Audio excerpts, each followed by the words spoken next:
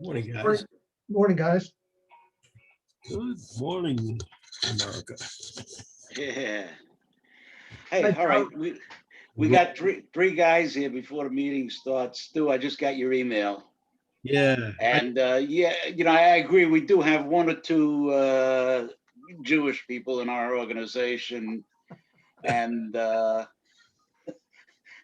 think we should cancel the September 16th meeting. yeah, I would. I mean, I tried to get this guy, had a lot of back and forth. It's an excellent presentation because I actually saw it. And is it an option to have a meeting a day early or a day late? No, I mean, we could do it, but I think, what do we gain? Have it on Wednesday? I'll lose him altogether. My only because he's in Maryland, and we go live, the following month. Yeah. I mean, it's your call, I guess, but I just. Let's see however many guys we get today. We'll just discuss it and then bring it up to the board if we want to. Okay, fair enough. Have it on. I mean, it's Zoom, so we're not obligated to the church. That's what I'm figuring. Yeah. Yeah, really. That's the only way he can do it, obviously. Yeah.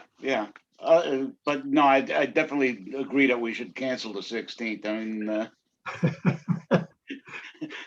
I won't be there. Yeah. You don't want to have a meeting on Yom Kippur. I think.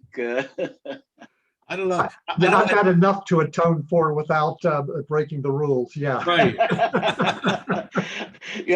And that's one holiday that I think people who break the rules don't break it on Yom Kippur. Yeah. Well, if I It's like might. the church, Easter Yeah, Sunday and Christmas, all Yeah. the non-church goers go. Right. So if I might mix my religions, I don't want to have to mea culpa on this one.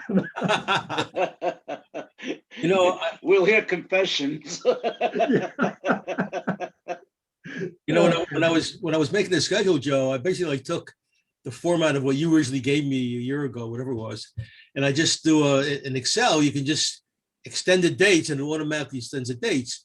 So I wasn't looking at the calendar when I made that, so it never hit me that it was Yom Kippur until she sent me a note last night saying, realize, because he's Jewish, and Yeah.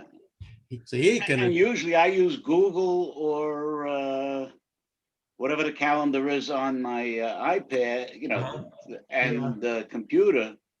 And when I looked at it today, and it didn't even say Yom Kippur. When I did the calendar, there's a setting in iPhone for Jewish holidays, so it'll show up on the calendar. Yeah, but I didn't use that. I used the Excel thing. So anyway, we'll ask the guys.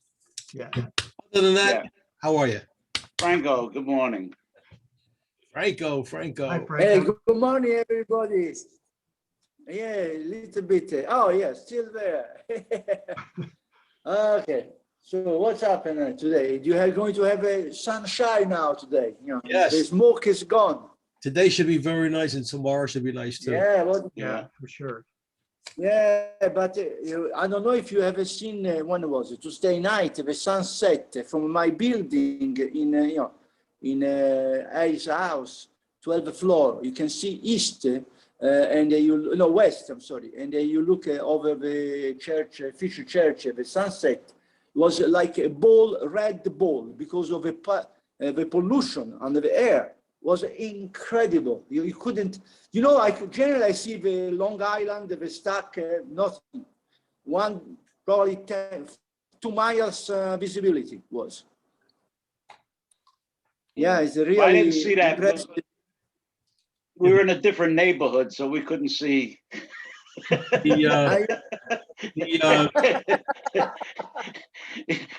like the joke. The guy comes out of the bar, two drunks.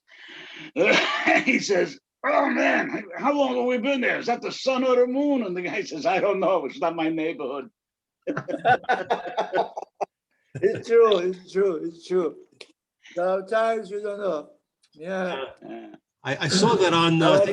However, it's I think it was on Channel 12 News. They actually showed what you just said.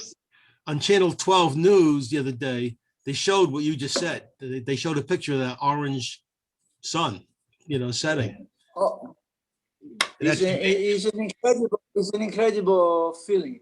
But the worst, once I I landed in Moscow. Yeah, it was just after the collapse of the Russia. And you know, Moscow has a lot of charcoal.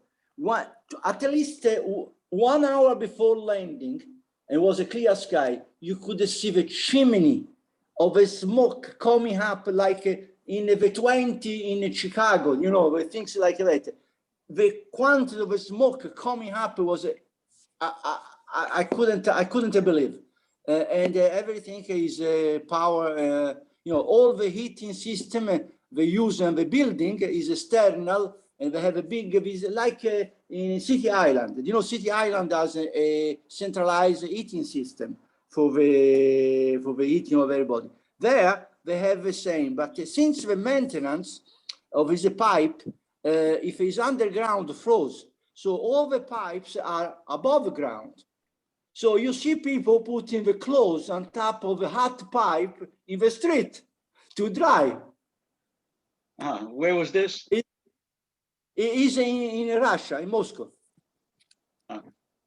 In some area, of course, not all the areas, but in some area, when they build all these houses, you know, public house, you know, for everybody, and the utility, especially hot water and for the winter, is all exposed outside. It's not centralized. So there is a block of a 20 or 30 building, and they have a centralized system, and then distribute the. Is a different concept of utility layout. You know, So to tell you, the pollution is around. You know, it's like in all the time in England, in London. When you go in London, remember all the time you couldn't. You know, sometimes it was so thick you couldn't see anybody. you know, but you gotta wonder, okay? How long has that saying, red sky at night, sailor's delight, red sky in the morning, sailor take warning? I mean, that's been around for ages, as far as I know. Now, what causes the red sky at night is the dust particles or the smoke particles in the air that with the refraction of light that causes a red sky. So, I mean, you know, we're talking about, the forest fire. Who knows what forest fires or volcanoes or whatever it was that erupted back centuries ago when that phrase was coined. So I don't think it's it's historically proven. In 1886, there was a volcano in Indonesia, basically an island of the size of, say, State Island, collapsed completely. A mountain collapsed inside, and there's left in the sky so much cloud for 2 years or 3 years. The sky was covered all around the world. Yeah, I mean, so it's not something new or relatively new. It's been the fire event in California, that I would say is occurring in the past too. You know, it's not the first time. You know, just kind of. We also talk about. I'm talking about the industrial smoke from the industry. That is of course man-made, provoked. That is you cannot deny. But I was at the Italian Center Tuesday night, and it was, remarkable. The sunset, or the sun looking at the sun, not so much the sunset. Do you know? I was planning to go to Italy, but then I saw that it is still the ban. I cannot go. I cannot travel. That's the point also. So I have a great western view from my apartment, and last night looked out the window and saw this red sun setting, and it looked like a red moon. It was perfect. And the problem I had was you could look at it, and know you're never supposed to look at the sun. Right. It's not good. But I could not take my eyes away from it. It was. You could look at but spectacular, but very scary. Yeah, you could look at the sun. What they tell you is don't look at it when it's an eclipse, because the rays, I guess, are concentrated. I mean, not that you're going to stare at the sun, but Well, last night I was staring. It was red and it was Jerry, very, I Good very filter. did Good the filter. same. good I- filter, probably. Yeah. I did the same thing, Jerry, last night, and it was captivating. Can you imagine if you are instead of Stanford, in Stanford, and you look at the earth, it's incredible. It's a really an incredible phenomenon. So that's our astronomy time. So Jerry, we missed you at the walk yesterday. I hope you were doing something exciting. I did mention to Carl that I would not be there. Joan and I were in Rhode Island for a Cool. few days. Yeah. Oh, nice. You Where do know you that go? in the upcoming 1776 play, I have the role of the person who signed the Declaration of Independence from Yeah. the state of Rhode Island, the Honorable Stephen Hopkins. So I wanted to go to Rhode Island and make sure that everybody knew that I was there. And, Oh, great. Where and I were made you? sure everybody knew. I didn't sell a single ticket, but they all knew. Where were Are you? Are In you Rhode signing Island? with your Yeah. In Newport. In Newport. Nice. Jerry? Are you signing with the cross or with the real signature? No. I'm very well educated. It's I write it out. Thank you, Franco. You never know. This signature can be fake. Oh, nobody has never inquired if a signature of a constitution was real or not. Or somebody else signed by the others. Nobody has make this a theory. Yeah, talking about the constitutions.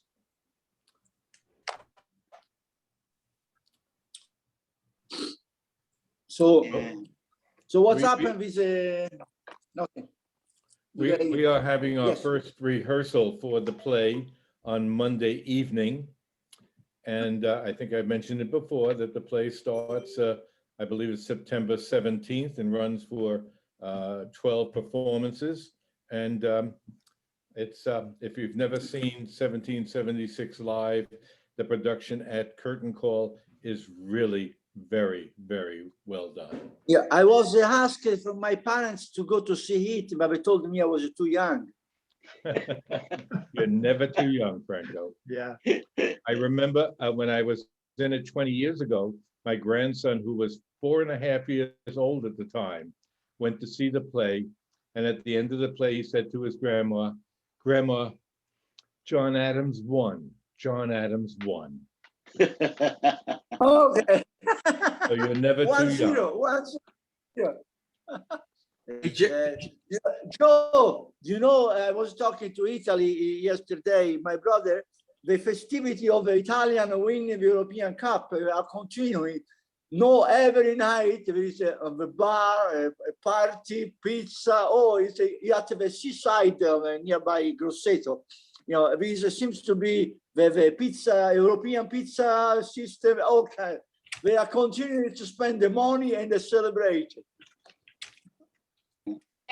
So that, at least there's something good. Yeah, I got it, You got what?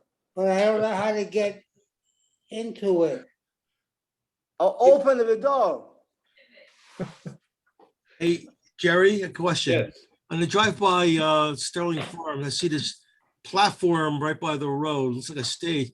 Are your shows done outdoors? No. Well, You Bill, already How have do you get Shakespeare into running the now. conversation? Shakespeare on the green, free Shakespeare. They're doing Romeo and Juliet on the weekends, Oh, yeah. Thursday, Friday, Saturday, and Sunday in the evenings. It's Ah. 76. It's advertised everywhere, Stu. Where are you? I'm down in South Stamford. No, that's just have for to the make it a outdoor little louder. Shakespeare. That's been around You've for the never been last in 20 the- years. Yeah. Oh, yes, at least Well, 20 no, years for now. you, make it. It's the first time I ever saw people. I hadn't happened to come back. okay, so then, Yeah. But if you've never been in the main theater, which is the Queskin Theater, that's a theater that was redone completely Yeah, maybe 5, 6 years ago. It's lovely. I mean, it's very, very well done, very comfortable. It's quite a nice theater. Huh. That's where the big productions are held. So when you're coming in the road and the distillery is on my right, and I'm about ready. Yes, to there's park.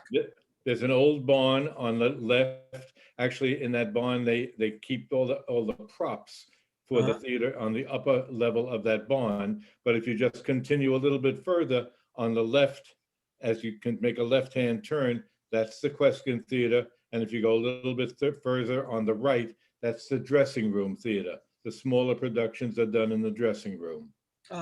Never been. The dressing room, it was great because it was, you can bring your food and you had a That's little right. a live event. I found it was an incredible. I saw Mamma Mia, something like that, so one of the reproduction years ago, something like that. It's very nice. Usually the musicals are held in the big theater because they have Yeah. a whole facility for sound, better facility for sound and for the band or orchestra. The smaller non-musicals are generally held in the dressing room, and that's a bring what you want, bring your own bottle, bring your own dinner, get their individual tables. It's a nice setting. It's very comfortable. Do you remember in the big theater about the former governor and mayor Malloy was also playing in the every year they interject the current mayor into at least one role on stage. So you can go back to Tom Serrani, you can go back to Malloy, David Martin's been on stage. They give him a small part in one of the evening performances, and that becomes a lot of fun. I don't think we can do anything in 1776 because he's going to have to be in costume, so he may not be there. Oh, okay. Yeah, but yes, okay. they do that. Also, it's a lot of fun. yeah, well, great. Great assets. I think we got our 8 or 9 people that we normally get, 10 people. So Stu brought up something via email.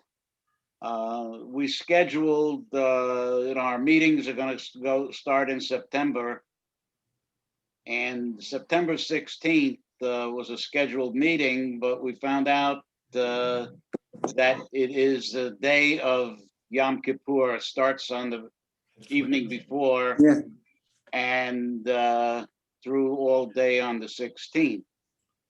And since we have a speaker scheduled, and since we have very few meetings in September before our picnic, one of the options is not really viable, and that's just to cancel the meeting itself. Any thoughts if we were to try and reschedule it to the day before, the Wednesday? Joe, I would think since the following week will be the picnic and not a meeting. Well, So that's what I'm saying. We can't, canceling it is not really a viable option. Not so much for the fact that we lose a speaker, the fact that we don't have time to get your. Yeah. So I would go with the. I would try. I'm not gonna try to get the guy, see if you can do the 15th, but or you're saying let's do the 15th no matter what. Well, I don't know. I mean, it's we have the meeting on the 9th, right? Yep, the first meeting. Just reaching for my calendar up on the wall. It's the 9th.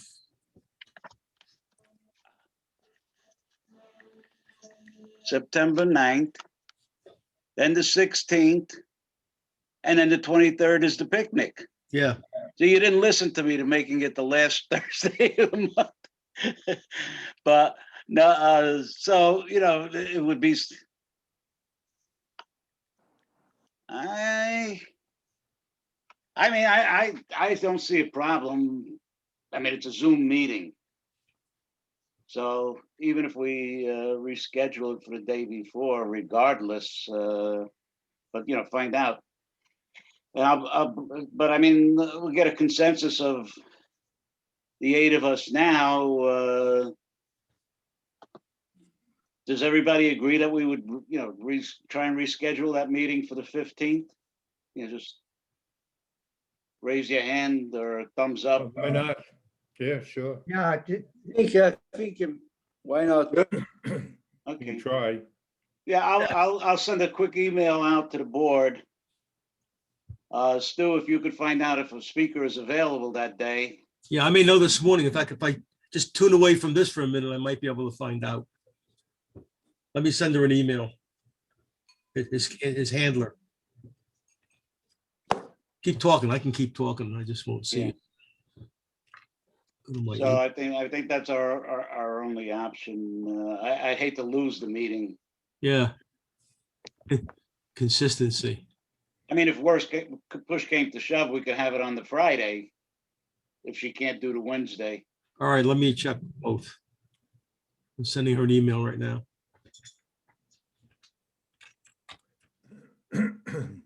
One thing I noticed Saturday, I had to go up to Fairfield, Mhm. and I left here about 20 after 10. I had to wait a minute, I had to be there for 20 after 10. And I had to be there between 10:30 and 11. Figure I have plenty of time. The traffic going north at that time was incredible. And then coming home, we started hitting traffic after a couple of minutes on the Parkway. This was on the Merritt. And again, at 3 o'clock in the afternoon, the traffic coming south was unbelievable. I mean, where are all these people going on a Saturday at those hours?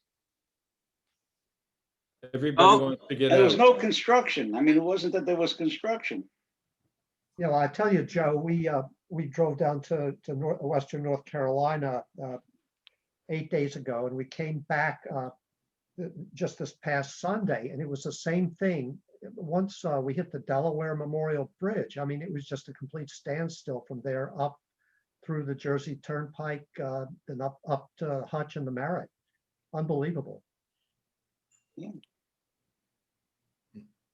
mean, people are traveling. They're traveling by car. I don't think they're Yeah. traveling by train, and that's I think a that's plane.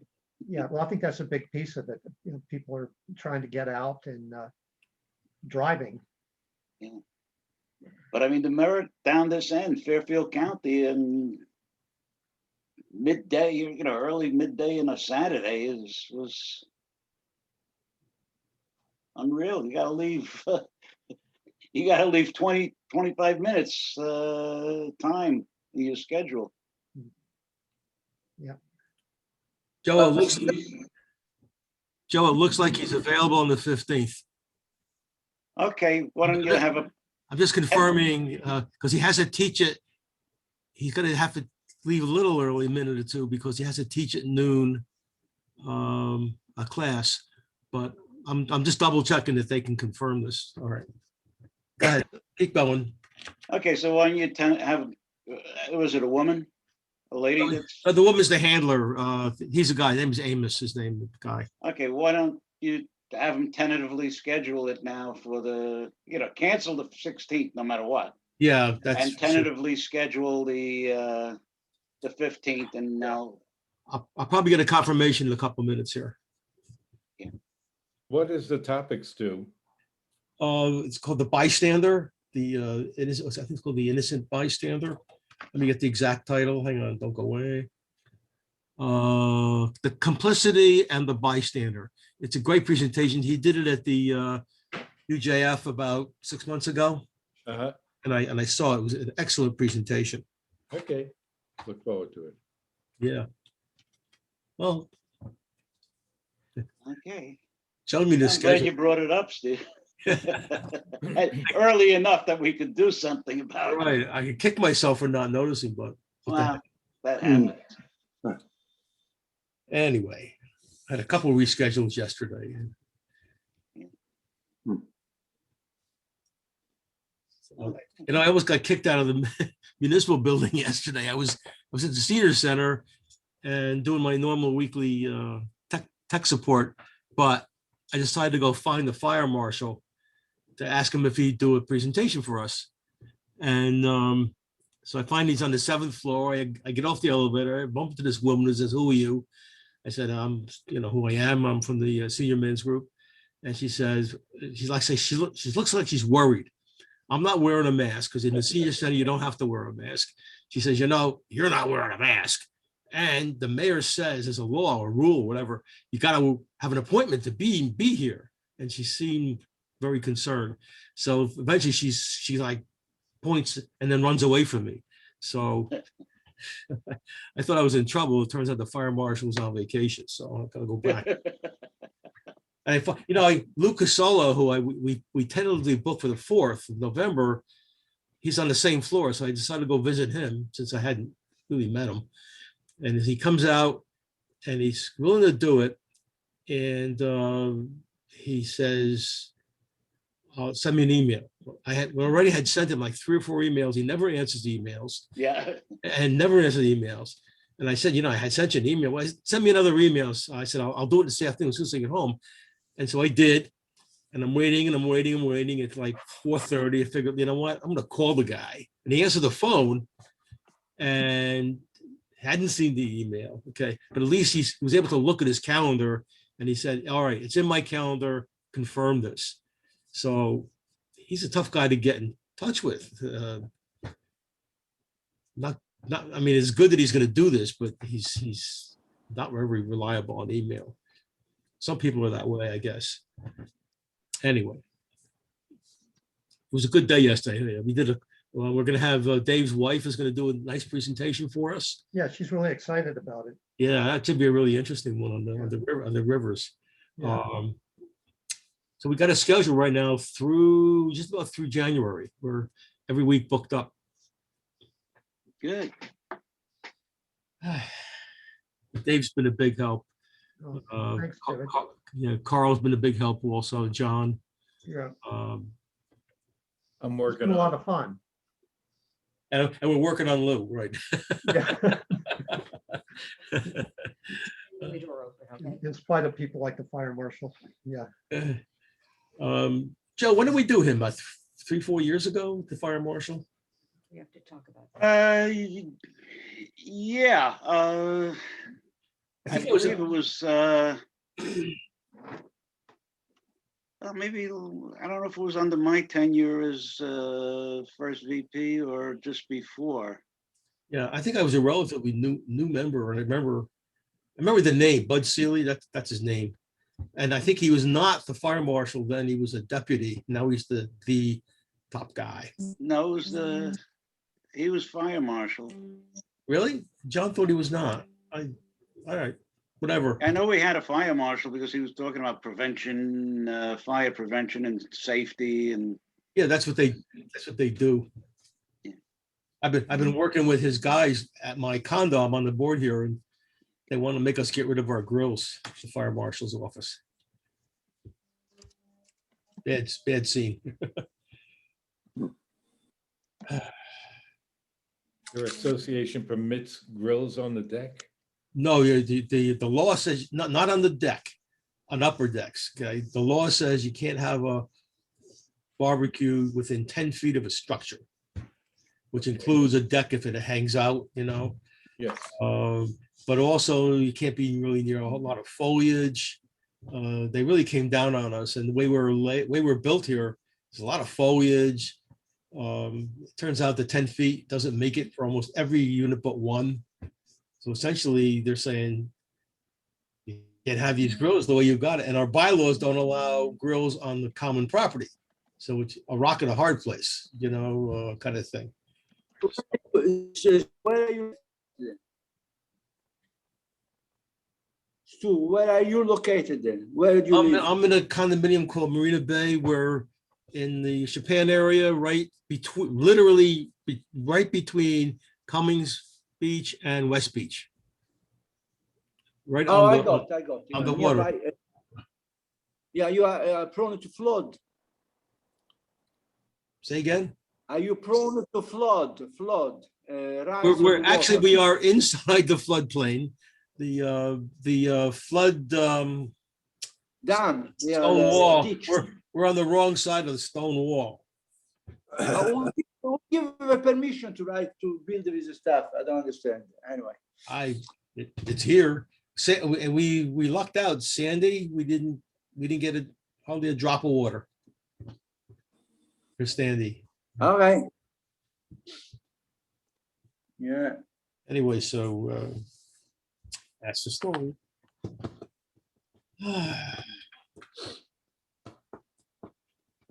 Boom. You see that the flood also in China? I saw Have you seen that? news clips. Yeah, there's a news clip of 200,000 people evacuated, basically. I remember when I was a young man, we had the flood in Florence. I don't know, and I tell you, when you see that the water coming inside of the town, is a scary thought. It's a scary thought.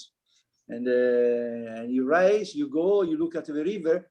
2 hours after, everybody is under water. It's kind of difficult to manage, to control. Yeah.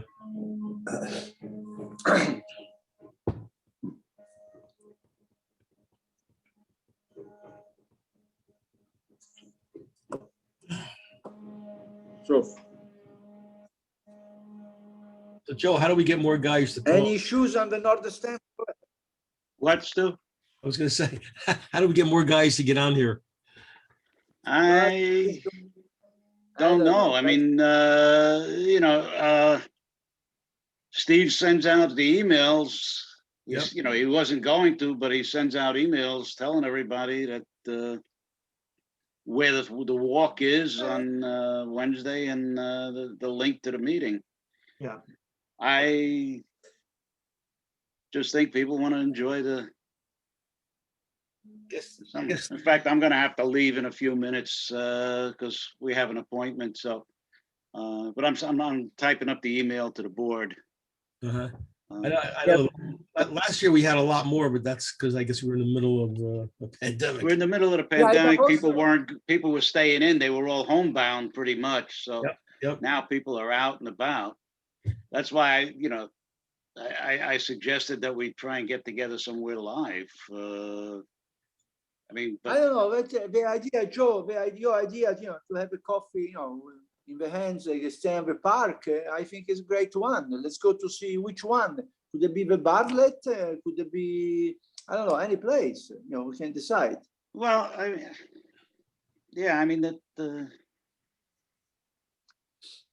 the question is, the ideal places are used by the campers. I think. Yeah, you're right. I went this morning to a grade A from a Newfield. I was thinking of a park near before the grade A. Yeah. And I think Scalzi Park is the same. Yeah, and then there is no shed in Scalzi Park, and honestly, there is no coverage in case there is some rain. Yeah. Personally, I like Zoom for this. I think, I don't know. My daughter, she has been for 2 years in Washington, and she's working from home with Zoom. And now, after she got vaccinated, and now she's basically stay 12 hours in the office because they say I have to recuperate every time, stay home and then another thing. She was, the summer, she had to put the air conditioner, new air conditioner in the room because it was boiling. So she asked to the company, say, can I be reimbursed for the air conditioner that I bought? They told her no. I think, with the company, if you want you to work from home, they have to give you some incentive to stay home. So we are going to be in a moment of a change, also the salary scale and the benefit, benefit like a transit check. Do you remember the transit check? Transit check to go from your place to, as incentive. Should it be air conditioning check? I don't know, something like that.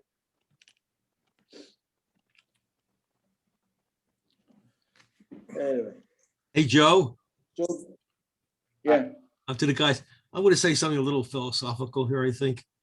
I got to thank SMAS. I think SMAS going to save me. The fact that we could get together with Zoom and still see the guys during this pandemic. I mean, and I was able to at least do lunch a little bit with some of the guys. I think it really personally helped me an awful lot. You know, the fact that there were connections made and the relationships and be able to talk to the guys, I think was just a wonderful thing. I just wanted to say that. Yeah. No question about it. Yeah, I'm with you, Stu. Yeah, very, very, very, very valid.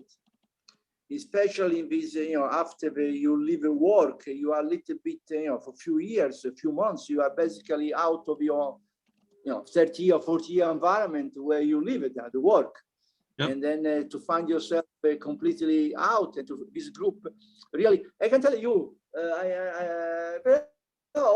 other part of the country, there are groups like that. And I found, just to make comparison, from Europe. In Europe, for instance, these groups are more for all the people to complain and not to be alive and not to be educated. They're more, spend the time, kill the sun, basically. Here, I found that they are more engaged in a lot of things, personal or professional or intellectual or day-to-day life. So I think there is a difference on the grouping system that I see, in other parts of the world and what I see here. I agree with you, Stu. It's an incredible asset that, collectively, individually, and we have been able to create.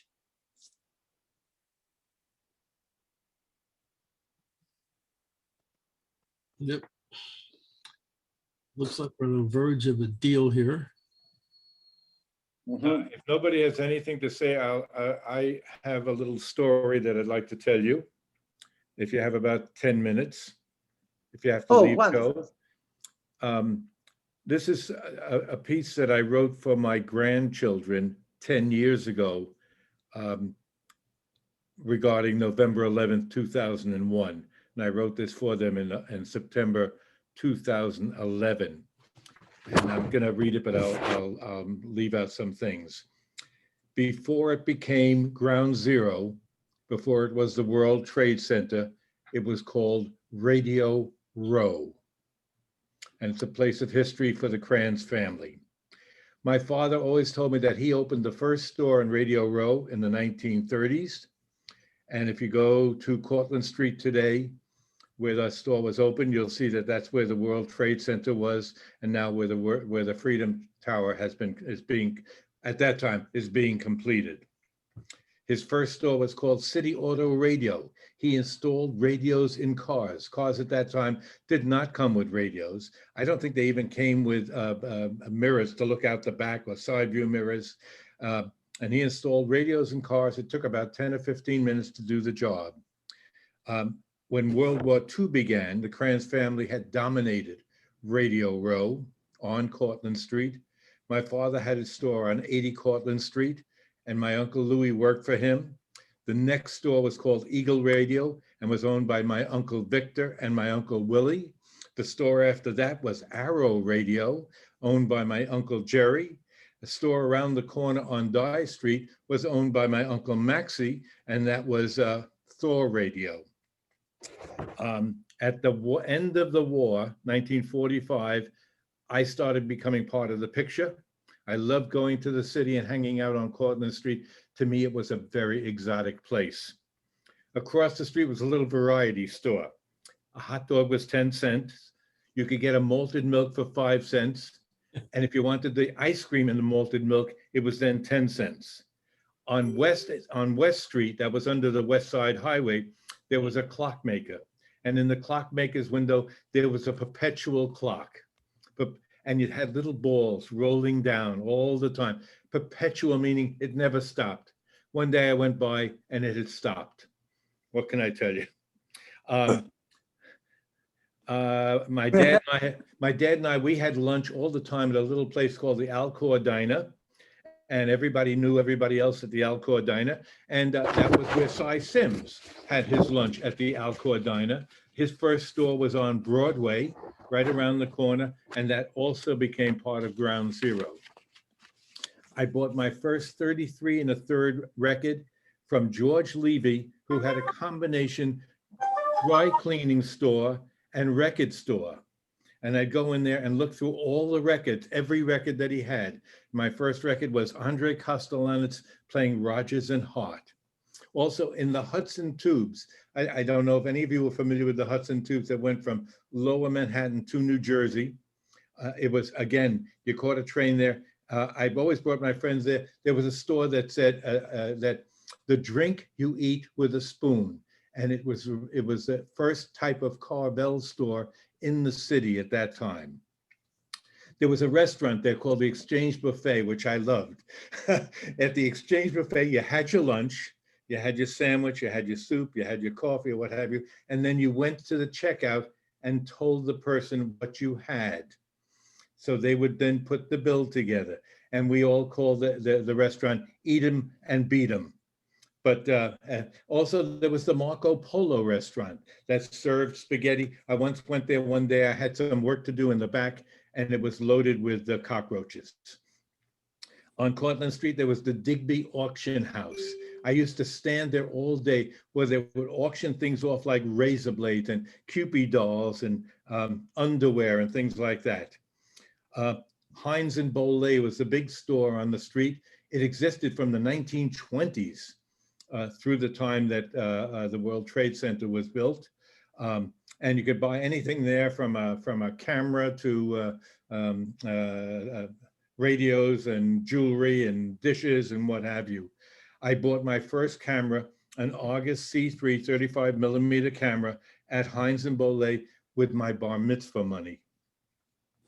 Actually, there was another store on the corner of Cortlandt and I don't remember the street. I bought a diamond from Murray Milkman, the diamond that went into the engagement ring for my wife, Joan, on Cortlandt Street. I worked with my dad's store all the time. He was selling parts for radios, electronics and what have you, resistors, condensers, tubes, rectifiers. Most of the parts had no prices on them because there were so many items. But I knew I could make up a price that was reasonable almost any time we did that. I also worked for my Uncle Jerry. I had to go help him around the corner because he was the only one in the store. And anytime he went to the bathroom, he would call me, I need somebody to take over the store because I have to go somewhere else to use the necessary. When the plans came up for the World Trade Center in the mid-60s, the shop owners on Radio Row hired attorneys trying to fight the taking of the land. Of course, they eventually lost. My father just turned over the store to my Uncle Louis for the final years, and the World Trade Center was built. And when I wrote this particular piece to my grandchildren, I had not gone back to that area since first of all, since 9/11. Joan and I went downtown. There's a ticket office in the South Street Seaport where you can get half-price tickets, and we wandered over there. And I stood there, and I looked at that area, and I cried because it meant so much to me. Yeah, that's a great So I story. wrote this to my grandchildren to tell them a little bit of the Kranz family history at. I'll still call it Radio Row, not Ground Zero.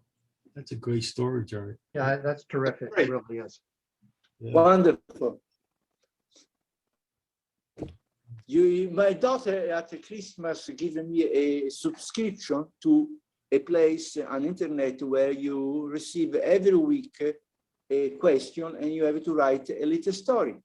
And since Christmas, every 2 or 3 weeks, I receive this like questions, say how you play or do any questions. And you choose a writer story. And at the end of here, it will be publicized in a little book.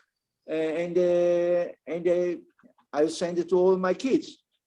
I think it's an incredible way to memorize and remember a place like that. And what is strike me is that area of Manhattan where the Trade World Center, how many individual life like your father, your uncle Jerry, has been misplaced and deprived to maintain the records and the visual. And so you try through a letter to repeat, but all these things are completely, not, probably is a photograph memory of this stuff, but once they run out, one of the things as a European, as Italian, I love antiquity, of course, Romans, all kind of things, has been always shocked me out of the American approach to memory and especially building. Oh, it's broken, we knock down, we build a new one. It's like you wanted to erase the past intentionally. It's a policy of erasing past. Let's say, look at what's happening here in Stamford with the mall, all the beautiful parts. And that's, in one way, is good, but sometimes leave a lot of empty space in the memory of the life of the people. Thanks, Jerry.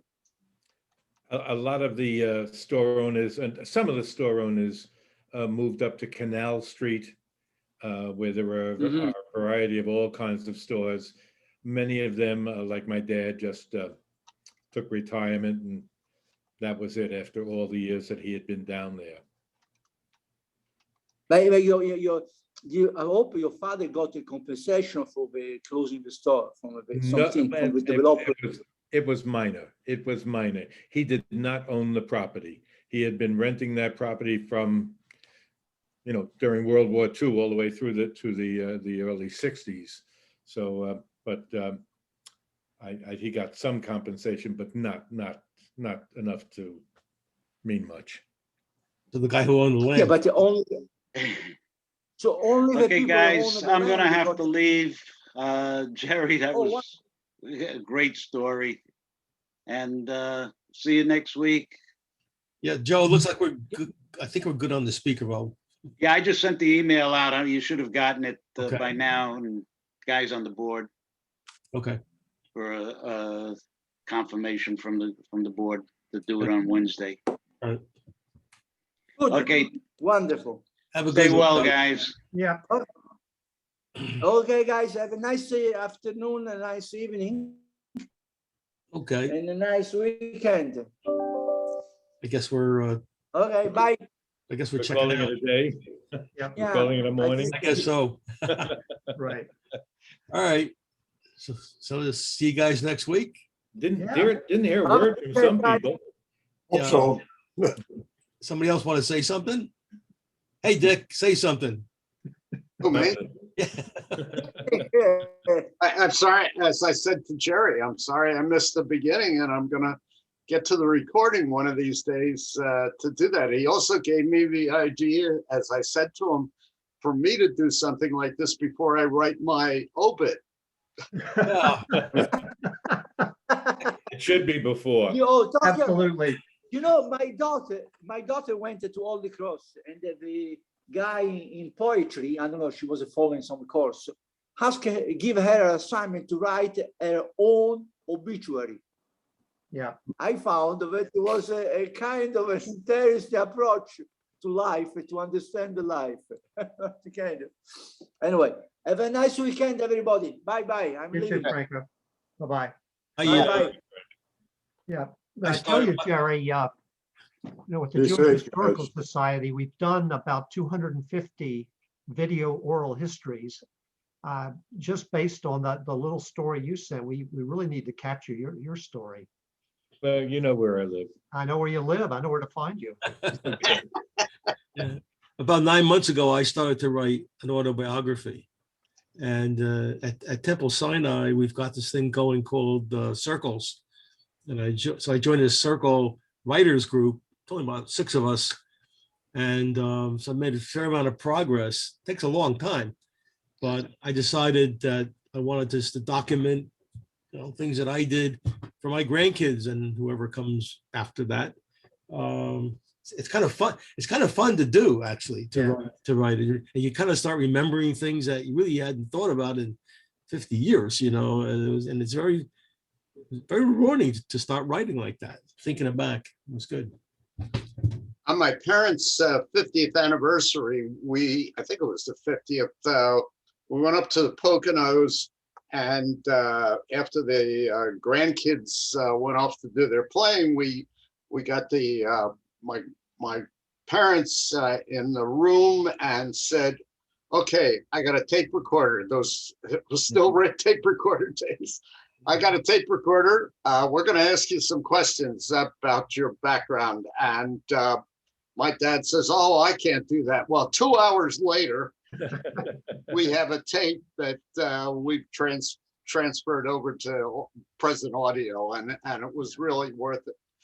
And now it's given me the idea that our grandkids have not heard that. And I think I'm going to bring it up for our vacation this week. Yeah, where are you going? Cape Cod. Oh, for the whole week? What part? Dennis. We rented a house for the whole family. All right. How nice, how nice. Very good. I just wish that I had thought about doing that, but it's too late now. There's nobody history-wise that I can call on from my family. That's too bad. Well, my parents are gone, and my wife's parents are gone, and yeah, it's always something that you wish you'd done. My niece and nephew got my uncle to talk.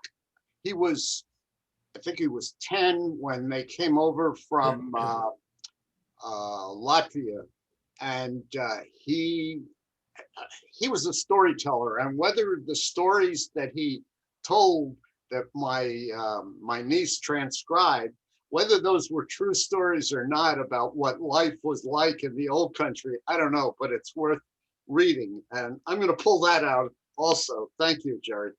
Yeah, Don't thank me, you did it. yeah.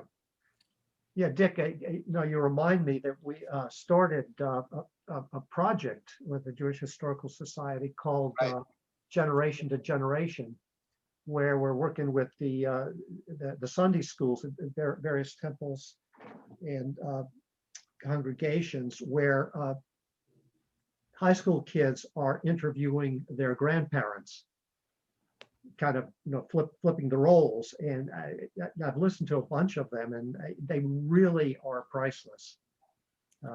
And like you say, you're capturing the life stories while they're still can be transmitted. It's a good project for guys like us, all of SMAS, obviously. Yeah. So our kids don't say the same thing that some of us just said. We lost it. We've got it now. Get it down on paper or radio or whatever. Well, I don't know about paper, but my kids don't read paper, so Well, I'm thinking digital paper. yeah, okay, you got it. That's what I do. I don't write anything. I type everything. Yeah. So, it's a thing for us to just suggest to the guys when we have a large audience, Right. think about doing. It's a worthwhile thing, I think. Yeah. Anyway.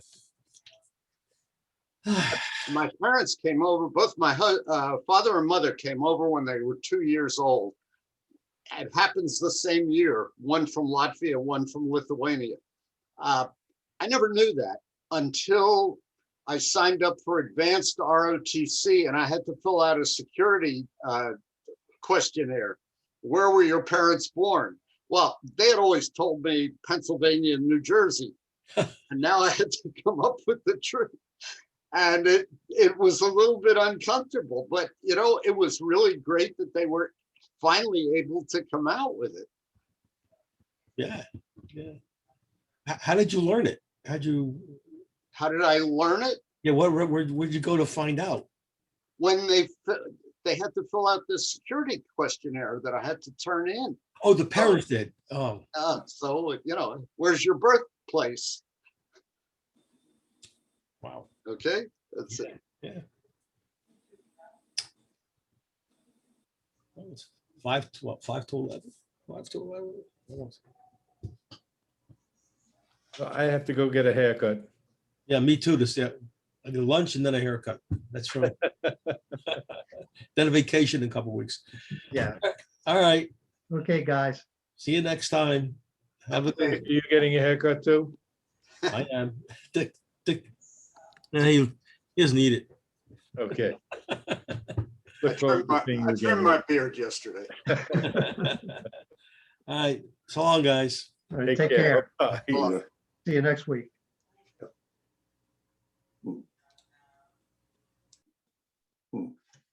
Uh,